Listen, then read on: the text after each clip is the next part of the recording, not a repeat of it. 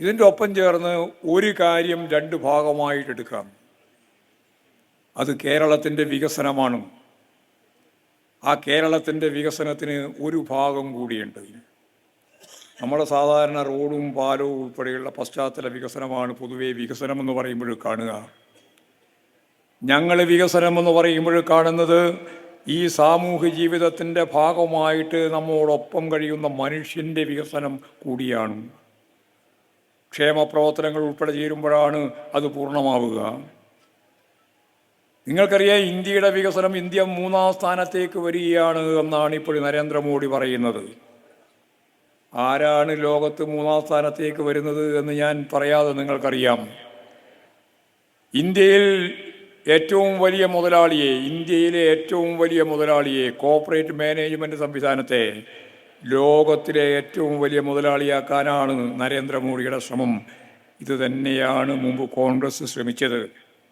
അന്ന് ടാറ്റയെയും ബിർളയെയുമാണ് ലോകോത്തര മുതലാളിമാരാക്കാൻ കോൺഗ്രസിൻ്റെ ഗവൺമെൻറ്റുകൾ അക്കാലത്ത് ശ്രമിച്ചതെങ്കിൽ ഇന്ന് പേര് മാറ്റിയിരിക്കുന്നു. അല്ലെങ്കിൽ അവരുൾപ്പെടെ ചേർന്ന് അവരോടൊപ്പം ചേർത്ത് ഇവർക്കിഷ്ടപ്പെട്ട രണ്ടാളെ ചേർത്തിരിക്കുന്നു. ഒന്ന് അദാനിയാണ്, മറ്റൊന്ന് അംബാനിയാണ്.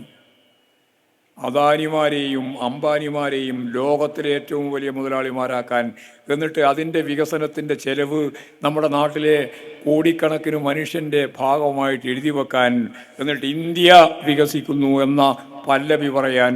അതാണ് അവരുടെ വലതുപക്ഷ നിലപാട്. വി ഡി സതീശൻ എന്ന് പറയുന്ന കലികോവിൽ സിദ്ധാന്തത്തിൻ്റെ ഭാഗമായിട്ടൊരു വക്താവ് ജാതിയായിട്ട് വരുന്നുണ്ട്. 6-ാം തീയതി തുടങ്ങും. ഞങ്ങൾ സമാപിക്കുന്നതിന് മുമ്പ് തുടങ്ങിയിട്ടുണ്ടാവും.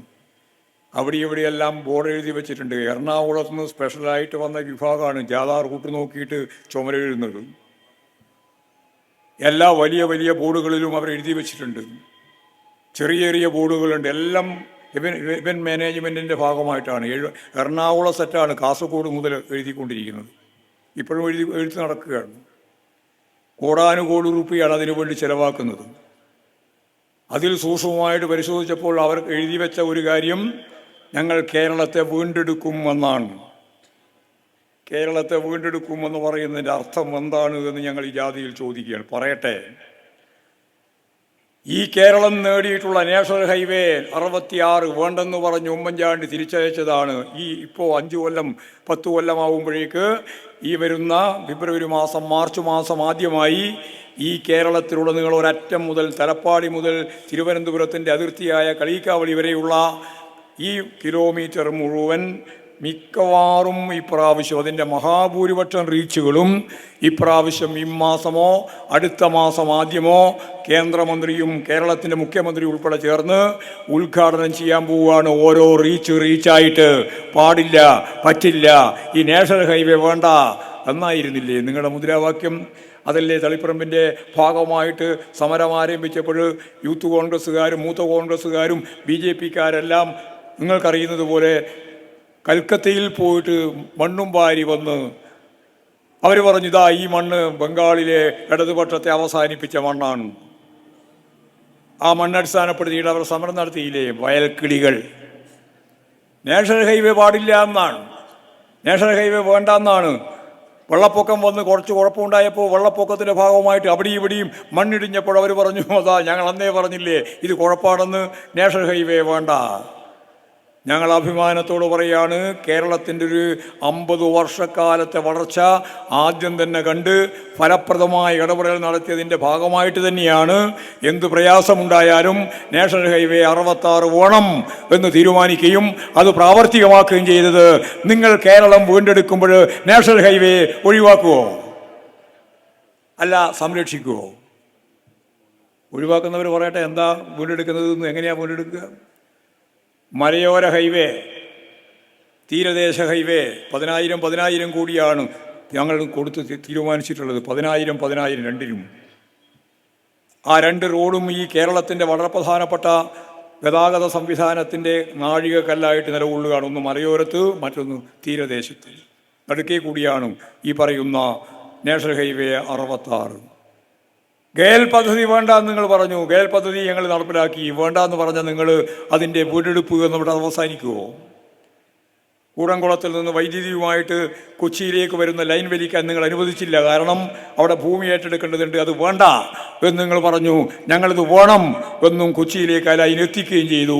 അതിൻ്റെ ഭാഗമായി 10 കൊല്ലം മുമ്പ് ഓരോ ചെറുപ്പക്കാരികളും പ്രത്യേകിച്ച് സ്കൂളുകളിലും കോളേജിലും പഠിക്കുന്ന കുട്ടികൾക്കറിയാം, ഓരോ ദിവസവും പവർ കട്ടായിരുന്നു.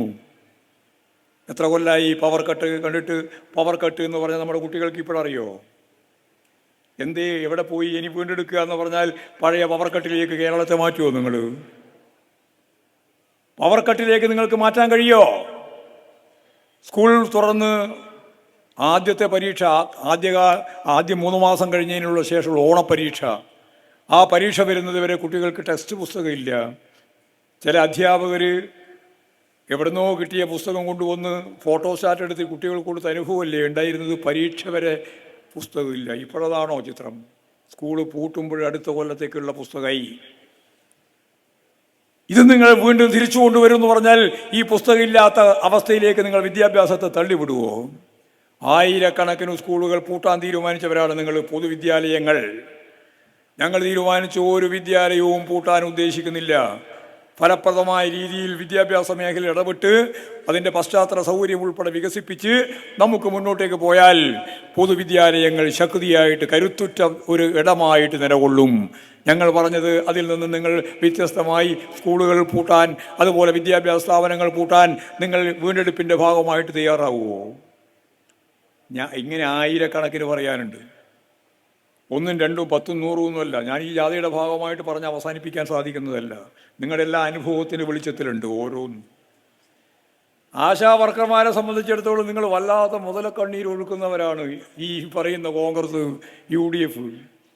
നിങ്ങളുടെ കാലത്ത് എത്രയായിരുന്നു ആശാമാർക്കുള്ള വരുമാനം അറിയോ? ആർക്കെങ്കിലും? ആശാ വർക്കർമാർക്ക് കൊടുത്തത് 1000 രൂപയാണ്. 1000 ഉറുപ്പിയാണ് ഇന്ന് 10,000-ത്തിലപ്പുറം കടന്നത്. അവർക്ക് എല്ലാം കൂടി കടന്നാൽ 10,000 11,000 കിട്ടും.